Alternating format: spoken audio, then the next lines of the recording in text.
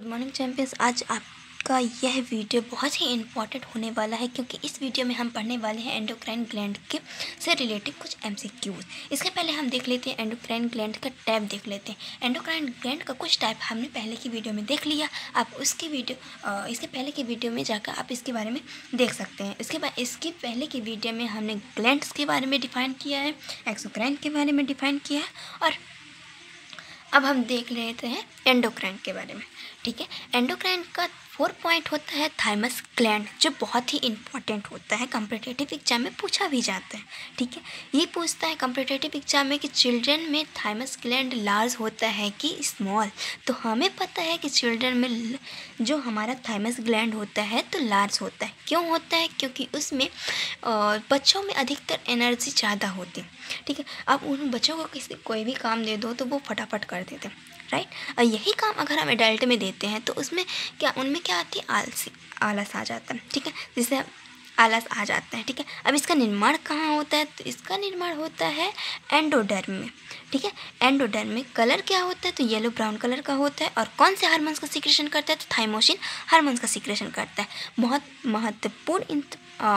बहुत ही important point है जो पूछ भी लेगा कि बच्चों में ये ग्रंथियाँ अधिक एक्टिव रहती है या बुजुर्गों में रहती है। तो हम जानते हैं ना कि यहाँ पे बच्चों में ही ज़्यादा एक्टिव होती है। ठीक है, अब इसका 5 पॉइंट देख लेते हैं। तो 5 पॉइंट क्या बोलता है कि इसका 5 पॉइंट आता है पीनियल ग्लैंड।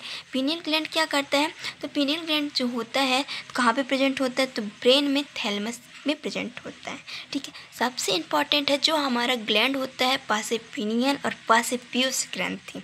ठीक है, पियूस ग्लैंड जो होते हैं तो हमारे ब्रेन में प्रेजेंट होती है। ठीक है, ये बहुत ही इंपॉर्टेंट है, एक हिंट है एक प्रकार से अगर पहचानने का कि ये प्रेजेंट कहाँ पे होती है। तो पीनियल ग्लैंड जो होता है और पिट्यूटरी ग्लैंड जो होता है तो ब्रेन में प्रेजेंट होता है। ठीक है, अब यहाँ पे हम देख लेते हैं सेप कौन सा होता है? तो राइस आकार का होता है, यानी चावल के आकार का होता है। ठीक है, इसका साइज क्या होता है? तो 5 से 6 mm होता है। अब कौन से हार्मोन्स का सिक्रेशन करता है? तो मेलाटोनिन हार्मोन्स का सिक्रेशन करता है। ठीक है, अब इसका हम उपनाम देख लेते हैं। तो कौन कौन से नाम होते हैं इसका? तो बायोलॉजिकल क्लॉक के नाम से भी इसे जाना जाता है, मस्तिष्क की रेत के नाम से भी जाना जाता है और इसे ब्रेन की थर्ड आइज के नाम से भी जाना जाता है। ठीक है, अब यहाँ पे हम देख लेते हैं ये जो ग्लैंड होती है ना 10 साल के बाद ये गायब हो जाती है और इसके स्थान पर इसके स्थान पर कैल्शियम के कण जमा होने लगते हैं। ठीक है, अब हम लास्ट और नेक्स्ट पॉइंट देख लेते हैं। नेक्स्ट पॉइंट क्या बोलता है कि पिट्यूटरी ग्लैंड जो होता है तो कहाँ पे प्रेजेंट होता है? ब्रेन। ये तो हम जानते हैं ब्रेन में प्रेजेंट होता है। पासे पीनियल, पासे पियूस ग्रंथि जो होता है तो कहाँ पे प्रेजेंट होता है? ब्रेन में प्रेजेंट होता है। पर ये ब्रेन में तो प्रेजेंट होता है पर कहाँ पास प्रेजेंट होता है? तो ये जो होता है तो स्फेनाइड बोन्स होती है ब्रेन में। स्फेनाइड बोन्स में होता है एक गड्ढा होता है। ठीक है, गड्ढे में होता है सेली टार्सिका। सेली टार्सिका होती है, वहीं पे लटकी हुई होती है। ठीक है, यहाँ पे लटकी हुई होती है या फिर बोलो जाए तो कनेक्ट रहती है। ठीक है, अब यहाँ पे हम देख लेते हैं इसका शेप क्या होता है। तो मटर के आकार का शेप होता है। ठीक है, अब वेट इसका क्या होता है? तो वेट होता है 0.6 ग्राम होता है। ठीक है, अब इसे कितने नाम से भी जाना जाता है? ठीक है, इसके बहुत सारे नाम होते हैं। इसे पिट्यूटरी ग्लैंड के नाम से तो जाना ही जाता है, पर इसे मास्टर ग्लैंड के नाम से भी जाना जाता है। ठीक है, इसका उपनाम होता है हाइपोफाइसिस के नाम से भी जाना जाता है। ठीक है, अब हम तो जान लिए मास्टर ग्लैंड कौन सी होती है। ये क्या इससे 7 हार्मोन्स का सिक्रेशन होता है, इसलिए इसे मास्टर ग्लैंड के नाम से भी जाना जाता है। ठीक है, अब तो हम जानते हैं कि मास्टर ग्लैंड होता है। अब इसका कहते हैं ना कि मास्टर का भी हेड मास्टर होता है, तो मास्टर का हेड मास्टर होता है हमारा हाइपोथैलेमस होता है। ठीक है, अब यहाँ पे क्या होता है? अब हम जान गए कि ये 7 हार्मोन्स का सिक्रेशन तो करता है, पर कौन कौन से हार्मोन्स का सिक्रेशन करता है? तो सोमैटोट्रोपिक हार्मोन्स का सिक्रेशन करता है। ये क्या वर्क करता है? तो सेल डिवीज़न, बोन्स ग्रोथ और मसल्स ग्रोथ में हेल्प करता है, इंपॉर्टेंट रोल प्ले करता है। थायराइड स्टिमुलेटिंग हार्मोन्स जो होता है ये भी सिक्रेशन करता है। थर्ड पॉइंट आता है एड्रिनोकॉर्टिकोट्रोपिक हार्मोन्स, इसका भी सिक्रेशन करता है। LH ल्यूटिनाइजिंग हार्मोन जो सेक्सुअल हार्मोन्स के नाम से भी जानते हैं हम इसको। ठीक है, फॉलिकल स्टिमुलेटिंग हार्मोन्स जो होता है तो सेक्स हार्मोन्स को एक्टिवेट करने में हेल्प कर इंपॉर्टेंट रोल प्ले करता है। फॉलिकल स्टिमुलेटिंग जो हार्मोन्स होता है तो फीमेल में एस्ट्रोजन और प्रोजेस्टेरोन, ठीक है, को सिक्रेट करता है। ठीक है। फीमेल में इसे एस्ट्रोजन जो होता है तो क्या करता है, इसे ब्यूटी हार्मोन्स के नाम से भी हम जानते हैं, ठीक है। मेल में क्या होता है, तो मेल में टेस्टोस्टेरोन का सीक्रेशन करता है, ठीक है। अब 6.6 कौन से हार्मोन्स का 6 नंबर पे कौन सा हार्मोन्स का सीक्रेशन करता है, तो प्रोलैक्टिन हार्मोन्स का सीक्रेशन करता है, और इसे हम लैक्टोजेनिक हार्मोन्स के नाम से भी जाना जाता है। ये मिल्क फॉर्मेशन में इंपॉर्टेंट रोल प्ले करता है। जब प्रेगनेंट लेडी होती है, जब इनका डिलीवरी होने के बाद जो हमारा ये प्रोलैक्टिक हार्मोन्स होता है वो रिलीज़ होने लगता है, राइट। अब आता है 7th में आता है मेलेनोसाइट्स, ठीक है। ये हार्मोन्स का सीक्रेशन करता है। अब हम यहाँ देखिए, ये तो हमने देख लिया ना कि एंटीरियर हार्मोन्स सीक्रेशन करते हैं, यानी कि अग्रभाग से ये सीक्रेट होते हैं, ठीक है, अग्रभाग से। अब इसके पश्च भाग से कौन से हार्मोन सीक्रेशन होते हैं, यानी कि पोस्टीरियर हार्मोन सीक्रेशन, ठीक है। तो जो हमारा पोस्टीरियर सीक्रेशन हार्मोन्स जो होता है तो वैसोप्रेसिन होता है और ऑक्सीटोसिन होता है, ठीक है। वैसोप्रेसिन क्या करता है, तो जो हमारा वैसोप्रेसिन होता है तो वाटर मिनरल क्वांटिटी कंट्रोल करने का वर्क करता है। इसका लेवल डिक्रीज हो जाता है तो यूरिन लेवल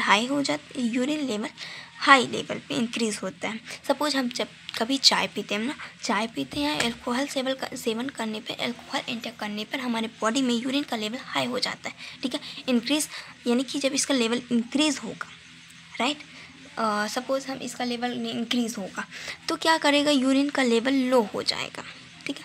अब हम इसका चाय का जो हम सपोज़ हम चाय या फिर अल्कोहल कम लेते हैं। अब जनरली हम डेली वेयर में चाय ही तो पीते हैं, और कुछ अल्कोहल तो लड़कों वाले बात है, ठीक है। अब हम गर्ल क्या करती हैं, जो हमारा होता है तो चाय का सीक्रेशन, मतलब चाय को बहुत ज़्यादा इंटेक करते हैं। इंटेक करने के बाद जब उसकी क्वांटिटी ज़्यादा हो जाती है तो यूरिन के थ्रू बॉडी से रिमूव होने लगता है, यानी कि यूरिन का लेवल हाई हो जाता है, ठीक है। अब इनका लेवल जब इंक्रीज़ हो जाएगा, यानी कि हम फिर वैसोप्रेसिन का जो लेवल इंक्रीज़ हो जाता है तो यूरिन का लेवल लो हो जाता है, ठीक है। अब इसको किस नाम से जानते हैं, इसका उपनाम क्या होता है, तो एंटी डाययूरेटिक हार्मोन्स के नाम से जानते हैं। इसे शॉर्ट फॉर्म में ADH के नाम से भी जाना जाता है, ठीक है। अब आता है सेकेंड पॉइंट हमारा ऑक्सीटोसिन हार्मोन। ऑक्सीटोसिन हार्मोन्स क्या करते हैं, तो ये स्टिमुलेटिंग मिल्क सिक्रेशन में इम्पॉर्टेंट रोल प्ले करता है। डिलीवरी के बाद यूट्रस को नॉर्मल पोजीशन में लाने में बहुत ज़्यादा इम्पॉर्टेंट होता है, या फिर जब यूट्रस जो होता है तो यूट्रस को नॉर्मल पोजीशन लाने में रिलीज़ होता है, ठीक है। अब यहाँ पे हम देख लेते हैं बहुत ही इंपॉर्टेंट पॉइंट देख लेते हैं। ADH और ऑक्सीटोसिन हार्मोन्स जो होता है कहाँ पे किससे फॉर्मेशन होता है, तो हाइपोथैलेमस से फॉर्मेशन इसका होता है, ठीक है। फीमेल में कौन कौन से हार्मोन्स होते हैं, तो एस्ट्रोजन होते हैं एस्ट्रोजन हार्मोन्स को ब्यूटी हार्मोन्स के नाम से भी जाना जाता है। लीडिंग्स जो हमारे टेस्टिस होता है तो किससे सिक्रेशन होता है, तो लीडिंग सेल से बनता है, ठीक है। इसके बाद हम देख लेते हैं एंडोक्राइन ग्लैंड से रिलेटिव कुछ MCQs देख लेते हैं। पीयूष ग्रंथि को हाइपोथैलेमस के नाम से भी जाना जाता है। इसको स्क्रीनशॉट करके आप रख लीजिएगा। मोस्ट इंपॉर्टेंट पॉइंट हमने किया है और बहुत ही इम्पॉर्टेंट है, ठीक है। अब हम देख लेते हैं कि पीयूष ग्रंथि महिलाओं में पुरुषों की अपेक्षा बड़ी होती है। यह मस्तिष्क में उपस्थित होती है। कहाँ पे प्रेजेंट होती है, मस्तिष्क में, ब्रेन में प्रेजेंट होती है। थायराइड ग्लैंड जो होती है तो हमारी बॉडी की सबसे लार्ज या फिर लार्जेस्ट एंडोक्राइन ग्लैंड होती है। वृद्धि हार्मोन्स का अति स्त्रावण से, यानी इसका लेवल इंक्रीज हो जाता है तो महाकायता और साइमंड रोग की कंडीशन जनरेट होती है। वृद्धि हार्मोन्स की कमी से जब इसका लेवल डिक्रीज हो जाता है तो बौनापन आ जाता है। थायराइड ग्रंथि द्वारा स्रावित हार्मोन्स T3 और T4, इसके बारे में इसके पहले की वीडियो में मैंने डिटेल में दे दिया है, आप उस वीडियो में जाके देख लीजिएगा, ठीक है। अब हमारा नेक्स्ट पॉइंट आता है T3 क्या करता है, तो T3 जो होता है तो कैल्शियम के लेवल को कम कर देता है। T4 जो होता है तो ग्लूकोज के अवशोषण को बढ़ाता है और BMR कंट्रोलर होता है, ठीक है। नेक्स्ट देख लेते हैं हम थायरॉक्सिन हार्मोन्स जो होता है तो लेवल, जब इसका थायरॉक्सिन हार्मोन्स का लेवल इंक्रीज हो जाता है तो क्या करता है, एक्सोथैलेमिक ग्वाइटर की कंडीशन जनरेट होती है, ठीक है। अब यहाँ पे क्या करते हैं कि नेक्स्ट पॉइंट क्या बोलते हैं, थायराइड बहुत ज़्यादा इंपॉर्टेंट है। थायराइड ग्लैंड जो होती है से बड़ी होकर फूलने लगती है। इस कंडीशन को घेंगा कहते हैं और यह किसके कमी से होता है, तो आयोडीन के कमी से होता है, ठीक है। पैराथायराइड जो होता है तो येलो कलर में होती है। कहाँ पे प्रेजेंट होती है, तो ट्रैकिया के पीछे, थायराइड ग्लैंड के पीछे प्रेजेंट होती है। ठीक है, कौन से हार्मोन्स का सीक्रेशन करती है? तो पैराथार्मोन हार्मोन का सीक्रेशन करती है। ठीक है, अब पैराथार्मोन जो हार्मोन्स होता है ब्लड में कैल्शियम फास्फेट आयरन के लेवल को मेंटेन करके रखता है। ठीक है, सेकेंड हम नेक्स्ट देख लेते हैं। पैराथार्मोन लेवल जब डिक्रीज हो जाता है तो कौन सी कंडीशन होती है? तो कौन सी डिसीज होती है? तो टिटेनी की डिसीज जनरेट होती है। ठीक है, पैराथार्मोन का लेवल जब इंक्रीज हो जाता है इस कंडीशन में ऑस्टियोपोरोसिस की कंडीशन जनरेट होती है। ठीक है, अब यहाँ पे हम देख लेते हैं एड्रिनल ग्लैंड किडनी के ऊपर प्रेजेंट होती है, कैप के समान स्ट्रक्चर होता है इसका, 2 पार्ट में डिवाइड होती है, जिसे हम क्या बोलते हैं? मिडिल पार्ट को मेडुला और ऊपर पार्ट को कॉर्टेक्स के नाम से भी जानते हैं। ठीक है, पेनक्रियाज होता है, इसे हम मिक्स्ड ग्लैंड के नाम से भी जानते हैं। ठीक है, पेनक्रियाज क्या करता है? तो पेनक्रियाज जो होता है तो अल्फा बीटा सेल से हार्मोन्स का सीक्रेशन होता है और LAT लाइपेज एमाइलेज और ट्रिप्सिन नामक एंजाइम का सीक्रेशन करता है। ठीक है, अब ये जो होता है हमारा पेनक्रियाज जो होता है, तो पेनक्रियाज क्या करता है? तो कौन कौन से हार्मोन्स का सीक्रेशन करता है? तो अल्फा सेल जो होती है तो ग्लूकेगॉन हार्मोन्स का सीक्रेशन करती है, और बीटा सेल जो होती है तो इंसुलिन हार्मोन्स का सीक्रेशन करती है। गामा जो होती है तो सोमेटोस्टेटिन नामक हार्मोन्स का सीक्रेशन करती है। ठीक है, जो हमारा ग्लूकेगॉन हार्मोन्स होता है तो ग्लूकोज के लेवल को बढ़ा देता है, यानी कि इंक्रीज़ कर देता है, और जो हमारे इंसुलिन होता है, इंसुलिन जो हार्मोन्स होता है तो ग्लूकोज के लेवल को कम करने का वर्क करता है। इसलिए जब इंसुलिन का हार्मोन्स का लेवल कम इंक्रीज बॉडी से जो हमारे इंसुलिन होता है तो हमारे बॉडी में कम रिलीज़ होगा। इस कंडीशन में डायबिटीज़ की डिसीज जनरेट होती है। ठीक है, कन्फर्म हुआ।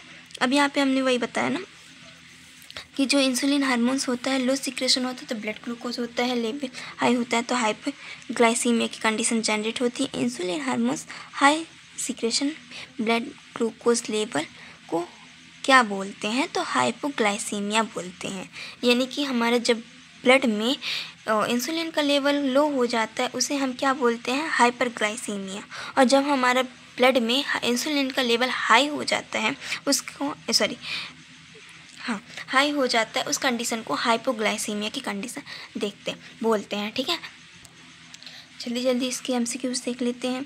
क्या होता है हार्मोन डिफॉर्मिटी, यानी कि विकार। हार्मोन्स के जो विकार होते हैं कौन कौन से होते हैं? एडिशन जो होता है तो एडिशन डिसीज होता है तो ग्लूकोकॉर्टिकॉइड में लो सीक्रेट, यानी ग्लूकोकॉर्टिकॉइड हार्मोन्स होता है तो उसके लो सीक्रेशन से एडिशन डिसीज होता है। मिक्सडीमिया होता है तो थायरॉक्सिन हार्मोन्स के लेवल लो हो जाने के कारण मिक्सडीमिया की कंडीशन जनरेट होती है। हाइपरग्लाइसीमिया ग्लूकोज का लेवल हाई हो जाने के कारण हाइपरग्लाइसीमिया की कंडीशन जनरेट होती है। ग्लाइकोसूरिया जो होता है तो यूरिन में ग्लूकोज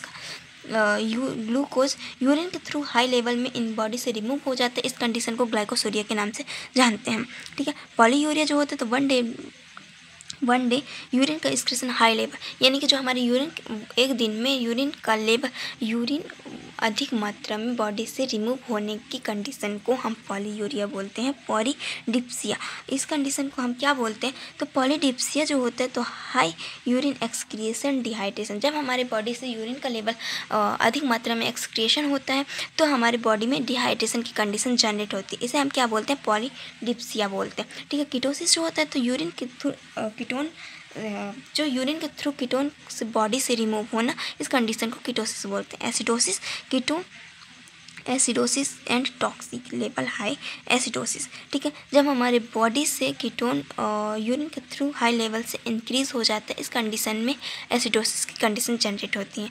आज तक के लिए इतना ही। कल मिलते हैं कल नेक्स्ट वीडियो में। बहुत ही इंटरेस्टिंग होने वाला डाइजेस्टिव सिस्टम। उस वीडियो को देखना बिल्कुल भी मत भूलिएगा, बिल्कुल भी मत कीजिएगा, क्योंकि जब तक स्टार्टिंग नहीं देखेंगे तो आपको वीडियो में कुछ भी समझ में नहीं आएगा। राइट, तब तक के लिए बने रहिए। धन्यवाद।